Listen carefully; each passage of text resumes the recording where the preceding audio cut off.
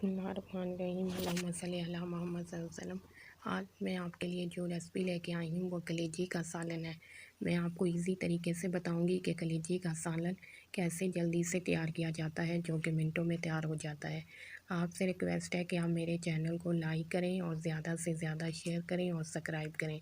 और कलेजी का सालन चेक देखने के लिए मेरी रेसिपी को आखिर तक फॉलो करें, ताकि आपसे कोई भी पॉइंट मिस ना हो।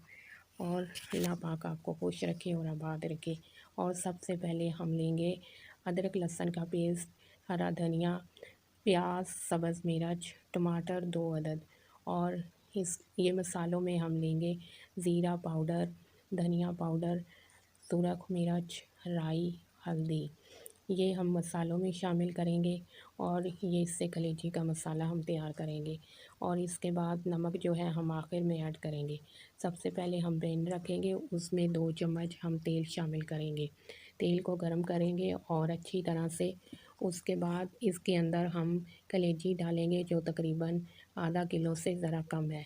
और उसको अच्छी तरह से फ्राई करेंगे और उसका पानी खुश्क करना है। और उसको चम्मच से मिक्स करें ताकि वो नीचे की तरफ ना लगे।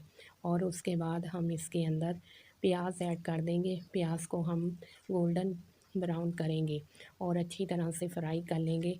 जब प्याज का कलर चेंज हो जाए तो उसके अंदर हम साथ ही सब्ज़ मिर्च ऐड कर देंगे। और उसके बाद हम 2 बड़े टमाटर जो लिए थे वो इसके अंदर ऐड करेंगे और इसको मिक्स कर लेंगे। चम्मच से इसको हिलाते रहें ताकि ये कलेजी नीचे की तरफ ना लगे। और उसके बाद इसको अच्छी तरह से फ्राई कर लें। और साथ ही उसके अंदर 2 अदरक लहसुन का पेस्ट 1 टीस्पून शामिल कर दें। और उसके बाद मसाले इसके अंदर ऐड कर लें।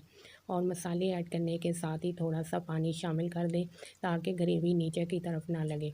और उसके बाद इसको चम्मच से हिलाएं और फ्राई कर लें। और बाद में और ज़्यादा पानी ऐड कर लें। जब मसाला अच्छी तरह से भून जाए तो उसके अंदर पानी ऐड करें और फिर उसके आप देखें कि जितना आपने पानी लेना है उतना ही रखें ताकि कलेजी इसमें अच्छी तरह से कुक हो जाए। अब इसको ढक्कन दे के तकरीबन 20 मिनट के लिए दम दे दें। और उसके बाद कलेजी जो है अच्छे से तैयार हो जाएगी। और माशाल्लाह से हमारी कलेजी जो है अच्छे से तैयार हो गई है। आखिर में इसके अंदर नमक ऐड करें। नमक आखिर में इसलिए ऐड करेंगे कि अगर पहले ऐड करते हैं तो कलेजी जो सख्त बनती है बनेगी, और बाद में ऐड करने से कलेजी जो है नरम बनेगी। और आखिर में नमक डाल के आप इसको मिक्स कर लें। और मेरी अल्लाह पाक से दुआ है, अल्लाह पाक आपके लिए आसानियाँ करे और मेरे लिए भी आसानियाँ करें। माशाल्लाह से कलेजी अच्छे से कुक हो गई है। अब इसको बाउल में निकाल लें। और इसका कलर भी माशाल्लाह से देखें कितना अच्छा आया है। और ऊपर से धनिया इसके ऊपर गार्निश कर दें और गरम रोटी और नान के साथ इसको आप सर्व करें। उस तरह आप इसको वैसे भी कांटे और चम्मच के साथ खा सकते हैं। Thank you.